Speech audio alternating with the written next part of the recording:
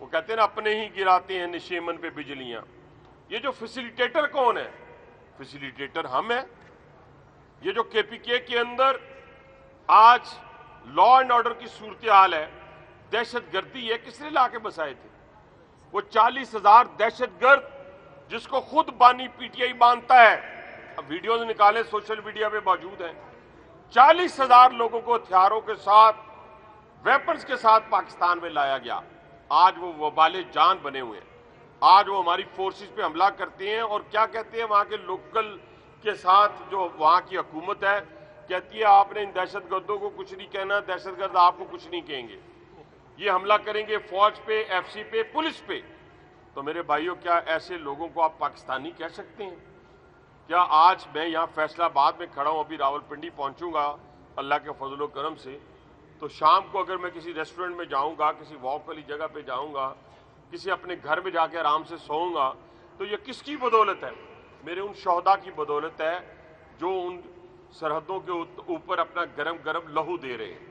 یہ بلوچستان کے سگلاخ پہاڑ ہوں یا برف پوش پہاڑ ہوں کے پی کے، ان پہ اپنی بچوں کے لیے چھوٹے چھوٹے بچے قربان کر کے وہ وہاں پہ اپنی جانوں کے نذرانے پیش کرتے ہیں. کسی کی 2 سال کی بیٹی ہے، کسی کی بوڑھی ماں ہے، کسی کی جوان بیوہ ہے. تو بات کرتے ہوئے جب آپ کچھ بدبخت جب بات کر رہے ہوتے ہیں اور تنقید کر رہے ہوتے ہیں، ہم نے بھی بہت کچھ سہا ہے. ہم نے نہیں سہا، میرے قائد نے جلا وطنی نہیں سہی، عمر قید میرے قائد کو نہیں ہوئی. میں آپ کے سامنے کھڑا ہوں، ہمیں عمر قید نہیں ہوئی. ہم نے تو رات کی تاریکی میں بھی، ہم نے تو رات کے اس 6x6 کے سیل میں بھی خدا کی قسم کبھی پاکستان کا برا نہیں سوچا تھا، کبھی نہیں سوچا تھا، کبھی اپنے شہید کو برا بلا نہیں کہا. لیکن میرے بھائیوں، میرے دوستوں، ایک ایسی مخلوق پیدا ہوئی ہے جو یہ چاہتی ہے کہ پاکستان میں انارکی پیدا ہو، پاکستان کے اندر دہشت گردی ہو، لا اینڈ آرڈر کی صورتحال ہو، تو ہم اقتدار میں آ جائیں. آپ نے پہلے سوچا 9 مئی کو کہ انسٹیٹیوشن میں بغاوت ہوگی، ہم 10-20 ہزار باہر سے جائیں گے تو پاکستان میں ہمارا اقتدار آ جائے گا. پھر کہا فلاں صدر بنے گا تو میں اقتدار میں آ جاؤں گا.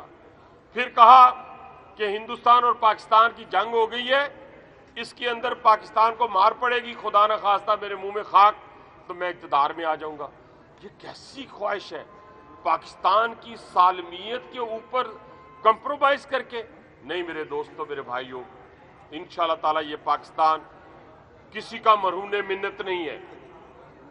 میں بھی آج کہتا ہوں، بار بار کہتا ہوں، وہ کوئی لیڈرشپ ہو جو پاکستان کی سالمیت پہ کمپرومائز کرے گی، ہم کسی طور پہ کسی کو نہیں مانیں گے. اور انشاءاللہ یہ پاکستان ایک خوبصورت گلدستہ ہے پھولوں کا، جس کے اندر ہم سب قومیں جو ہیں وہ اس میں اندر ہیں. انشاءاللہ تعالی اس پختون کو، بلوچ کو، سندھی کو، کشمیری کو، میں بڑا افسوس ہوتا ہے کبھی جب یہ الفاظ سن رہا ہوتا ہوں کہ جی ہمارے پہ قابض ہے. وہ قابض کیا بات کرتے ہیں آپ؟ جموں کشمیر، جو آکوپائڈ جموں کشمیر میں میری ماں، بہن اور بیٹی کی آوازیں آپ کے کانوں تک نہیں پہنچی؟ کیا ان کی عزتیں محفوظ ہیں؟ میرے رونگٹے کھڑے ہو رہے ہیں بات کرتے ہوئے. وہ پاکستان زندہ باد کا نعرہ نہیں لگاتے؟ بنگلہ دیش آج پاکستان زندہ باد کا نعرہ نہیں لگا رہا؟ آذربائیجان آج پاکستان زندہ باد کا نعرہ نہیں لگا رہا؟ تو جو ہم پاکستان کے اندر موجود ہیں، اسی کا کھاتے ہیں، اسی کا پیتے ہیں، اسی سے بڑے بھرے ہیں، پھلے پھولے ہیں، تو اسی کے خلاف بات کرتے ہوئے آپ کی زبان جلتی نہیں ہے؟ انشاءاللہ تعالیٰ جو پاکستان کے خلاف بات کرے گا اس کی زبان گدی سے کھینچیں گے، نہیں کرنے دیں گے. اپنی ذات پہ گالیاں نکالیں، ہمیں، ہماری لیڈرشپ کو برا بلا کہیں، مجھے کہیں، ہم اس کو فیس کریں گے، اس کا مقابلہ شائستگی سے کریں گے، شائستگی سے جواب دیں گے. لیکن اگر آپ کی یہ خواہش ہوگی، اور دشمن کے بعد ہم ایک میسیج ہے آخر میں دینا چاہتا ہوں کہ انشاءاللہ تعالی پاکستان پہلے سے زیادہ بھرپور جواب دے گا آپ کو، پہلے سے زیادہ بھرپور جواب دے گا. اب تو دنیا مان رہی ہے. پوری قوم جو ہے وہ دہشت گردی کے خلاف جنگ لڑ رہی ہے، ہماری آرم فورسز جو لڑ رہی ہیں اور ہمارے 5 शहीद हो रहे हैं, लेकिन एक सूबा ऐसा है जो बुलेट प्रूफ गाड़ियाँ लेने से इनकार करता है। तो क्या वफाकी हुकूमत ये देख रही है कि वहाँ पर गवर्नर राज लगा दिया जाए, लोगों की जानें तो बचाई जाए? देखिए, सबसे पहली बात तो ये है कि गवर्नर राज लगाना है या नहीं लगाना, आज भी हम कहते हैं कि आपको लोगों ने वोट दिए हैं, आप वजीर आला हैं, आप होश के नाखून लें। जैसे अफगानिस्तान को मैं कहता हूं कि आपका दारोमदार, आपके लोगों का दारोमदार पाकिस्तान पर है। हमने 44 साल आपको गले लगाया, लेकिन आप बेवफा थे। आपने बेवफाई हमेशा की, पाकिस्तान बनने से लेके सलामती कौंसिल को में मेंबर बनने के वोट से लेके, जब 65 की लड़ाई हुई तो अफगानों ने पाकिस्तान के खिलाफ हमला कर दिया, उन्होंने भी 71 में जब सकूते ढाका होता है तो आप काबुल में जश्न मनाते हैं। आप हमारा पाकिस्तान का परचम पांव तले रोनते हैं। आप पाकिस्तान और हिंदुस्तान के मैच के दौरान हमें गालियां देते हैं।